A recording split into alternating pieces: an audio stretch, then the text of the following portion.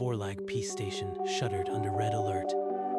Earth's fleet loomed beyond the viewports, weapons charging, minutes from obliteration. Inside the conference hall, Joseph Corbin placed a final spun sugar wisp on a crystalline sphere.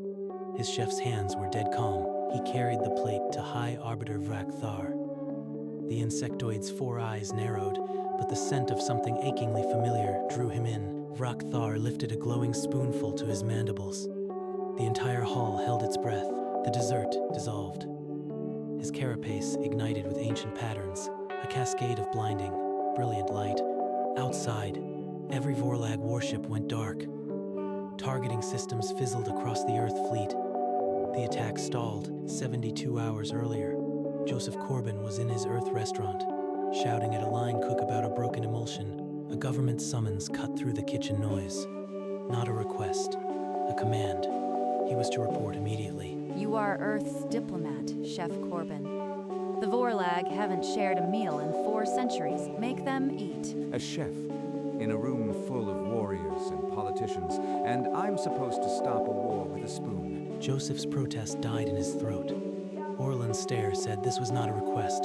He was Earth's diplomat now, within hours. He was aboard a small culinary shuttle. His sous chef Lena stowing crates of produce, rare spices, and a battered recipe book. The Vorlag haven't shared food with outsiders for 400 years. They consider it a betrayal of ancestors. Your job is to make them break that taboo. Chef, they won't even drink water in front of us.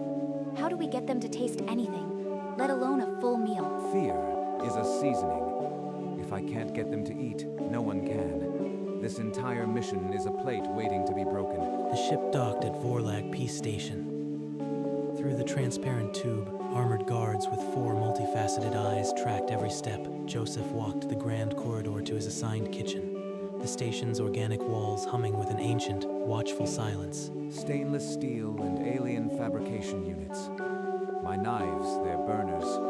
It's a kitchen. It'll work. They're already watching us. The first formal dinner is in 4 hours. Don't embarrass Earth, Chef. The conference hall fell silent as servants laid the first course. Not a single Vorlag moved toward the food. The tension was a physical weight. We do not share food with those we do not trust. It is a wound to our ancestors. Joseph rose. The scrape of his chair cut through the quiet. He walked directly to Vrak Thar, a small plate balanced on his palm. High Arbiter, on Earth, we share bread to bury old wars. One bite. The High Arbiter's claw paused over the plate. Then, with terrible slowness, he lifted the spoon to his mandibles. A flicker. A pattern of light rippled across his carapace. Ancient, brief, then gone. The silence that followed was absolute. The Vorlag delegates recoiled. Orlan's face went white, then flushed scarlet with barely contained fury. You fool! You've sabotaged the entire summit. Arrest this chef immediately. Stop. The chef remains. What I tasted was not a threat. It was a memory. Later, in the kitchen, Joseph and Lena stood in silence. The shimmer had opened a door neither could close. The next morning, Joseph set out fresh ingredients. The second meal would be different. A roasted dish warm with earth herbs. Message from High Arbiter Vrak Thar. Private audience. During the tasting, Ambassador Orlan is not to attend. Joseph entered the private alcove with the roasted dish. Vrak Thar's 4 eyes fixed on the plate as the aroma filled the small space. These flavors, I taste not just food, but a grief I did not know I carried. A memory that is not mine, yet it aches. Above, on a shadowed gantry, Ambassador Orlan watched. Her face was unreadable, but her knuckles whitened on the railing. Admiral Pike, Phase 2 is greenlit. The chef is becoming a liability. Understood. The fleet will be in position within 36 hours. Do not let him derail the schedule. That evening, Joseph found his knife roll shifted and the spice rack in disarray. The kitchen had been searched. Orlan, she's not just watching, she's interfering. This kitchen is a battlefield now. Lena, we can't prove anything yet. Keep your eyes open. The next meal might be our last chance. While straightening the spice rack, Joseph's fingers brushed a cold, metallic bead. A tiny surveillance device, blinking red. She's not just watching. She's listening to every word. Lena's fingers flew across a stolen access panel. Encrypted comm logs scrolled. Orlan to Pike, Pike to Orlan. Chef, the logs mention Operation Empty Plate, timed fleet movements, a final dinner trigger. Empty plate. They're going to turn the last meal into a pretext for annihilation. A Vorlag guard appeared, delivering a new message from Vrakthar. Joseph was summoned to his private quarters. The chamber was dark, a flickering hologram of an ancient Vorlag warrior, the only light. Centuries ago, a patron species engineered us. They stripped our ability to feel beyond aggression. We became weapons, your food, chef. It awakens our deadened senses, genetic memories, sorrow, even love. My recipes are an epigenetic key.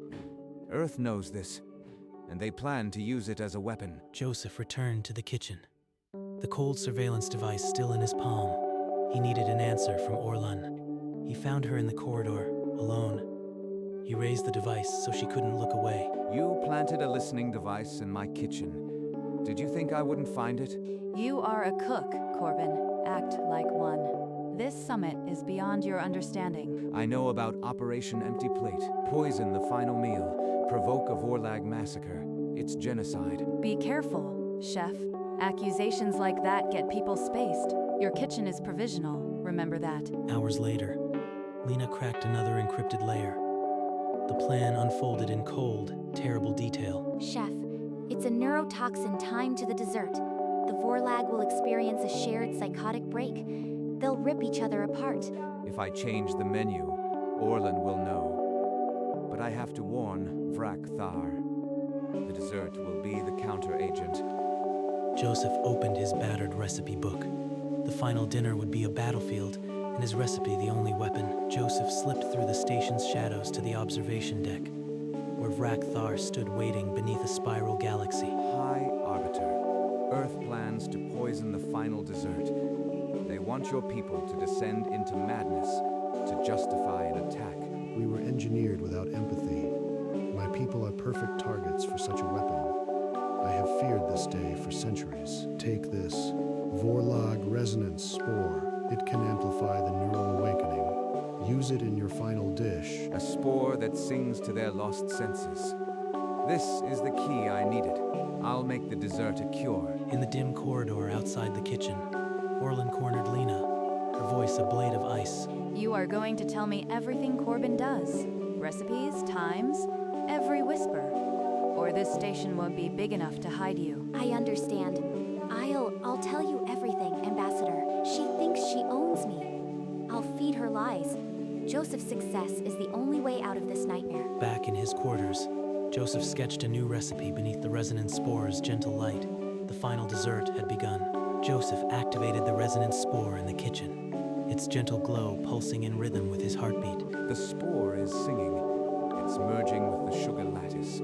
Just a taste should trigger a harmonic response. He placed a spoonful on a spare plate. The instant it touched the metal, a low, clear hum filled the room. It works. A single note of memory. Now to build a symphony. What is Corbin working on? He's been in that kitchen for hours. He's attempting a cultural fusion dish. Nothing more. A simple dessert. Really. You are lying, but it doesn't matter. Admiral Pike, advance the fleet. We move on my signal. Fleet will be in attack position within 9 hours. Phase 2 is now Phase 1. Across the station, alarms blared softly. Early warnings of fleet movements. The countdown had begun. 9 hours. I need to finish the dessert before they arrive. The kitchen door hissed open. Ambassador Orlan stepped inside, a Vorlag cultural advisor at her side, his carapace etched with ritual scarring. Chef Corbin, the advisor has questions about your ingredients. Inspect the stores. The advisor's mandibles clicked sharply. The resonant spore is a forbidden relic, sealed by the Council of Echoes. Its use is heresy, punishable by exile. Confiscate it. The kitchen is suspended until further notice. You can't. That spore is the key to the final course. Without it, the entire meal is a lie. Security, remove this chef. His kitchen is suspended. The main door slammed open. High Arbiter Vrakthar entered, his 4 eyes fixed on the advisor with ancient authority. The spore was given by my hand. No council law overrules the arbiter on matters of sacred exchange. Orlan stepped back, defeated. As she passed the vent, her fingers left a cylinder behind. It hummed once, then stilled. Joseph and Lena returned to the kitchen, relief washing over their faces. Neither noticed the faint, metallic scent now drifting through the vents. Lena preed open a vent filter to scrub the overnight fumes. Her fingers touched cold metal, a cylinder with a blinking green timer. Chef, there's a dispersal unit in the air system. It's set to activate during the first course. Joseph scanned the cylinder's readout, his face drained of color. This is the same neuroagent Lena found in the plans. It'll trigger aggressive psychosis the moment the Vorlag eat, but the spore resonance counters the toxin's neural pathway. If we integrate it into every course, we can neutralize the effect. 3 hours, Chef. We have to rebuild the entire menu as a timed antidote sequence. Then we work. Appetizer to wake them, palate cleanser to clear the mind, main to strengthen, dessert to unlock memory. 4 courses, 1 cure. The kitchen erupted.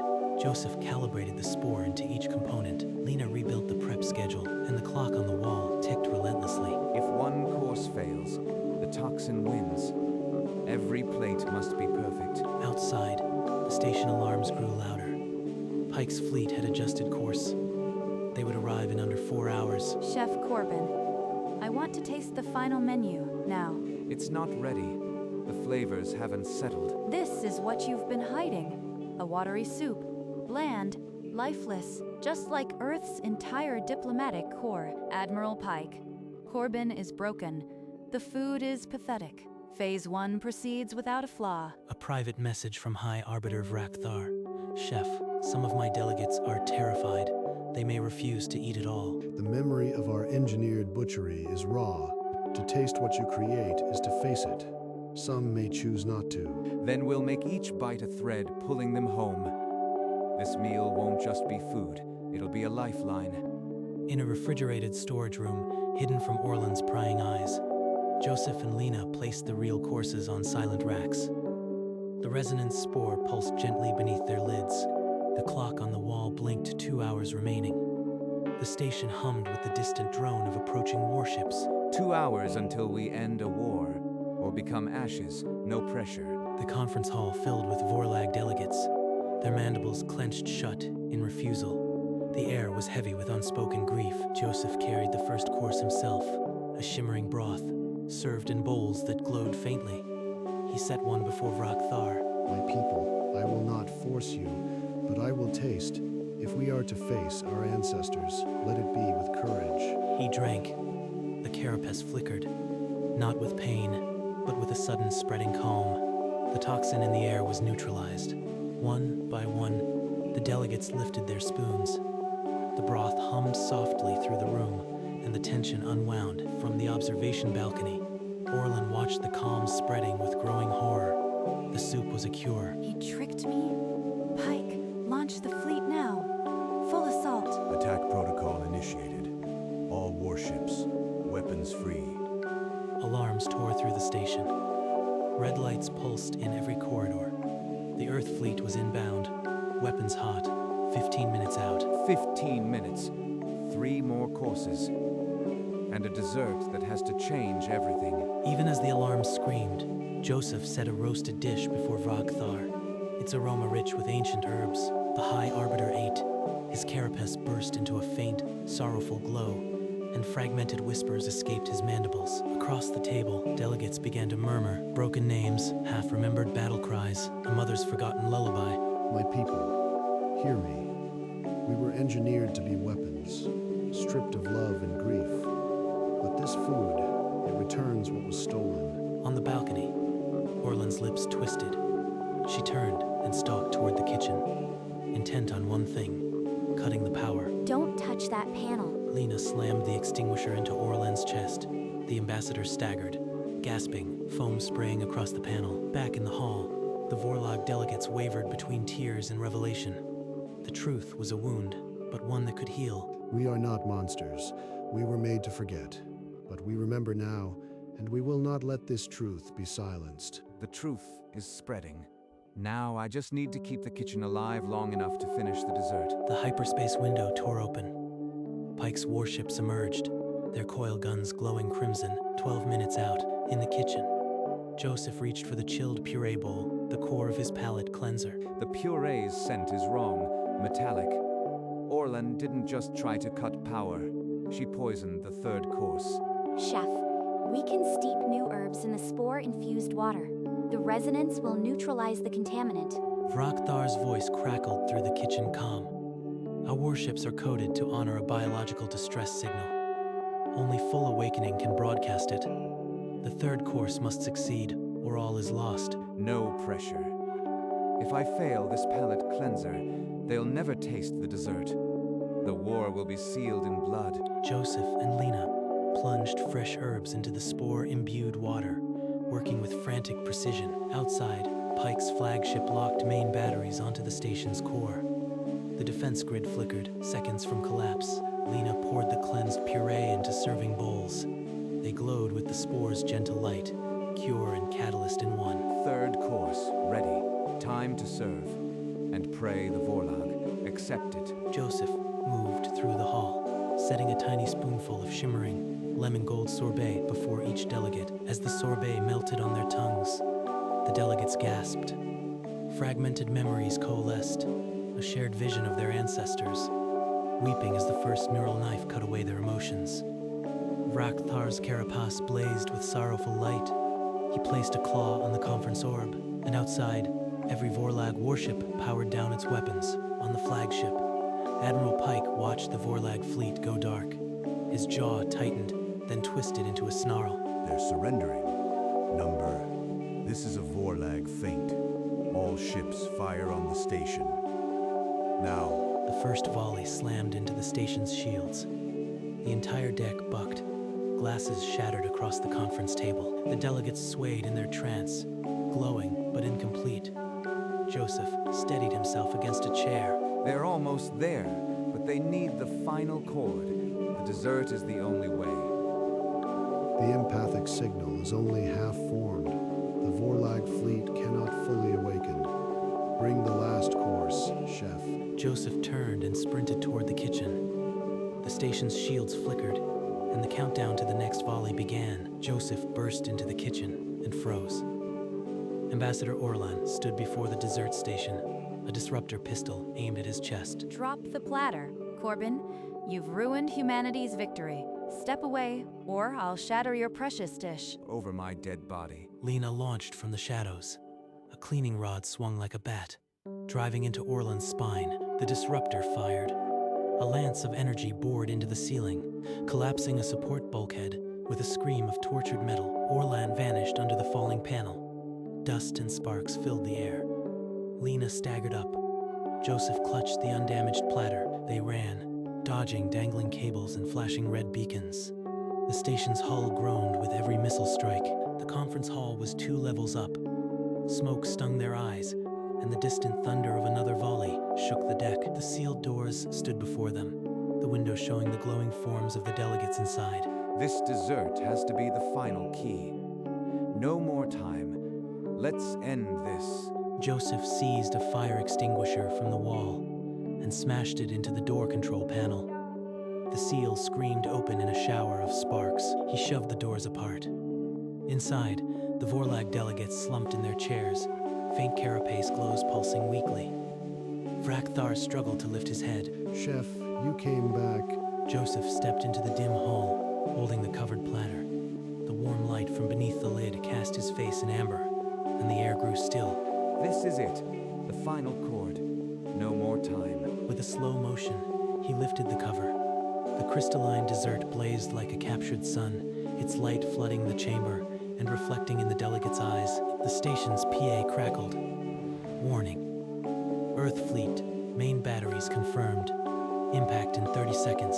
Is this the key to our souls? Joseph placed the spoon beside the plate. Vrakthar's claw trembled as it reached forward, the glow intensifying with his proximity. The countdown timer on the wall struck 10. The entire chamber seemed to hold its breath. Vrakt. Thar's claw closed around the spoon. The crystalline surface flared, throwing intricate, living shadows across the hall. He placed the spoon in his mouth. The dessert dissolved, and his carapace exploded into a storm of light, ancestral patterns blazing as they had not for 4 centuries. The light leaped. It cascaded through every Vorlag delegate, their bodies igniting in perfect, heartbreaking unison. Outside, the Vorlag warships bloomed with the same energy. They moved faster than targeting computers could track, surrounding the Earth fleet in a silent ring. Weapons cold, on the Earth flagship, Admiral Pike's tactical display dissolved into static. Every firing solution vanished. Override manual. A Vorlag voice, raw with newborn emotion, broadcast on all channels. We feel, we do not fight. In the conference hall, Vrak-Thar rose. The light was dimming to a warm, steady glow, but his eyes were clear for the first time in centuries. We did it. The war is over. Not with a bang, with a spoon. The Earth fleet's weapons died. The attack was over, and the Vorlag, for the first time, were whole. High Arbiter Vrak-Thar raised his claws, the dying light of the desert still shimmering on his carapace. For 400 years, we were weapons, engineered without compassion, without grief. Tonight, a human chef gave them back. The human delegates sat frozen, the weight of conspiracy and revelation pressing them into their chairs. We do not seek revenge. We seek healing.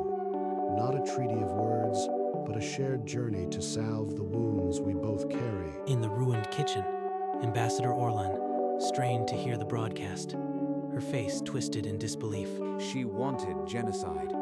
He offers healing. My food didn't just end a war. It proved compassion is the only weapon that heals. One human diplomat, a young woman with tears streaming, stood and bowed her head.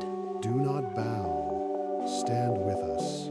Let us cook a new future together. Joseph looked at the empty platter, still resting on the table, its faint glow, a reminder of the impossible act he had witnessed. The room remained silent, but the silence was different now, heavy with possibility instead of war.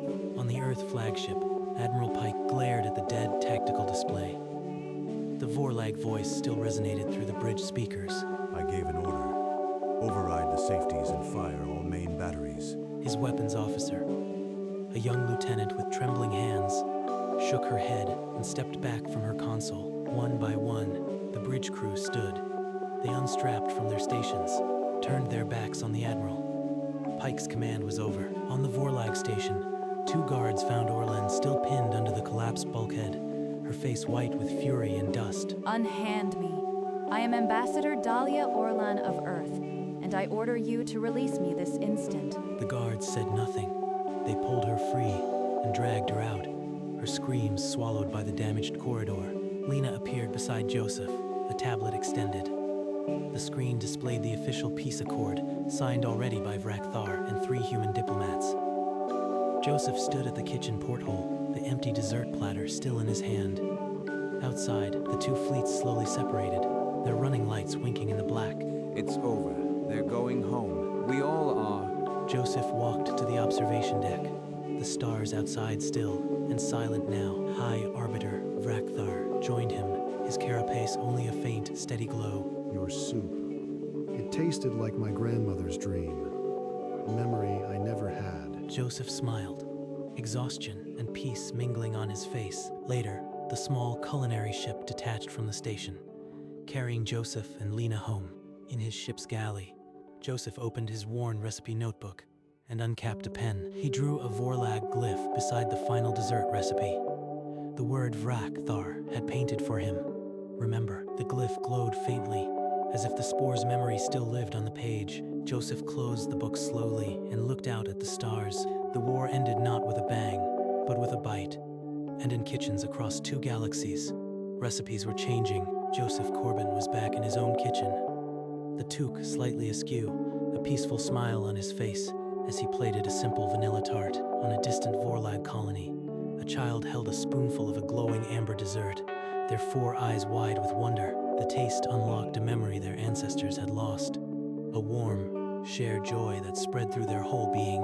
In the central square of the Vorlag capital, workers assembled a statue, a human chef holding a covered platter toward the sky. At its base, an inscription read, "He fed us our souls, For generations, the Vorlag would bring their children to that square, telling the story of the chef who cooked a new future. In Joseph's restaurant, the recipe book still glowed faintly on its shelf, the Vorlag gleif pulsing like a heartbeat. Cuisine had become a language of peace. In kitchens across 2 galaxies, chefs studied the notes of a simple Earth culinary diplomat. The recipe for the final dessert was never published. Instead, it was whispered, shared from chef to chef, a secret promise. And in that promise, the war was not just ended, it was remembered so it could never begin again.